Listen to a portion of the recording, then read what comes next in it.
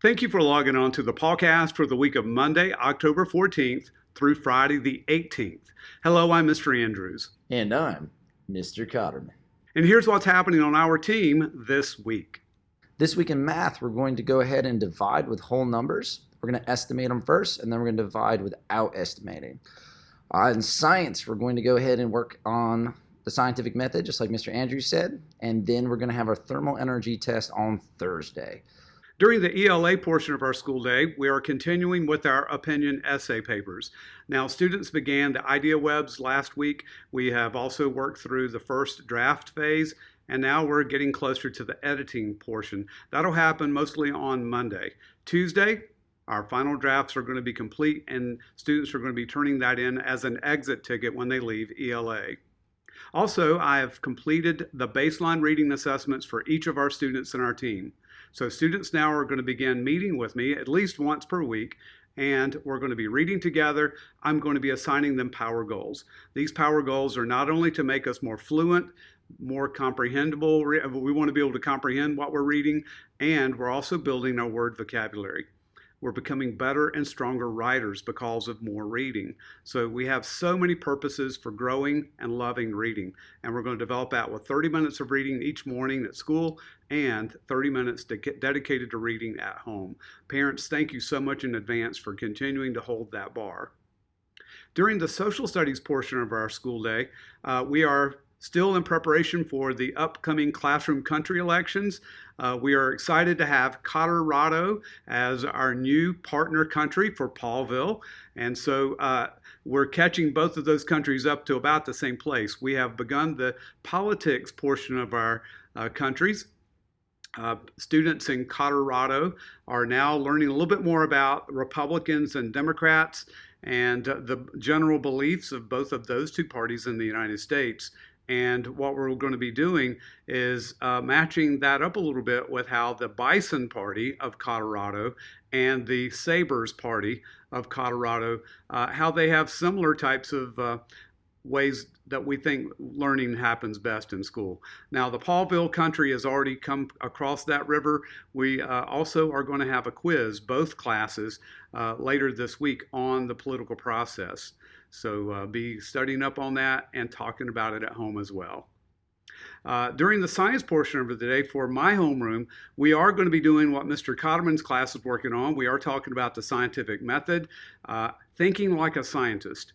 And so this is all in preparation and anticipation of the science fair projects that are going to begin early in November. So in both of our science classes, that's going to be happening. Mr. Cotterman has just a little bit more going on in his class this week.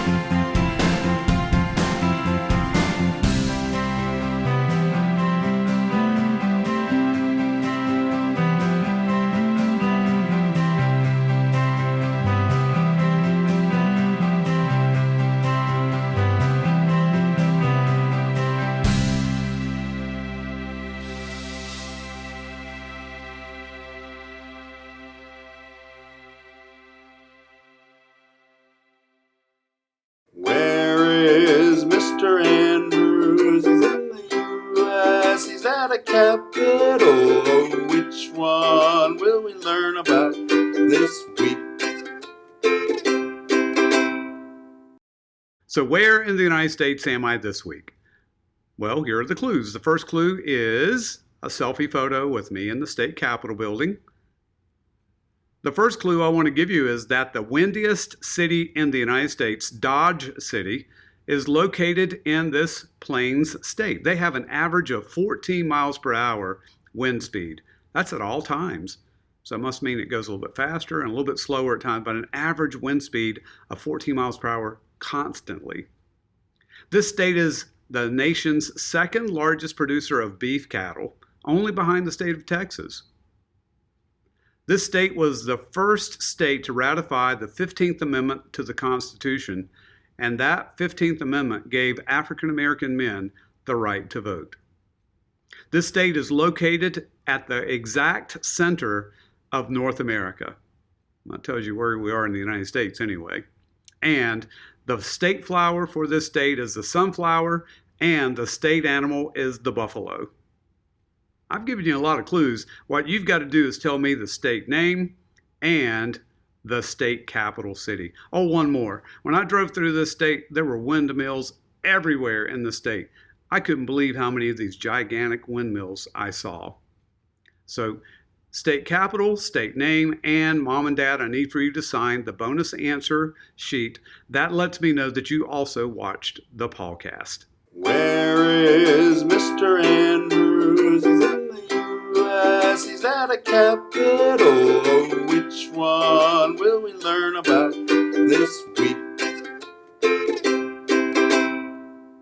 Let's have a great week together.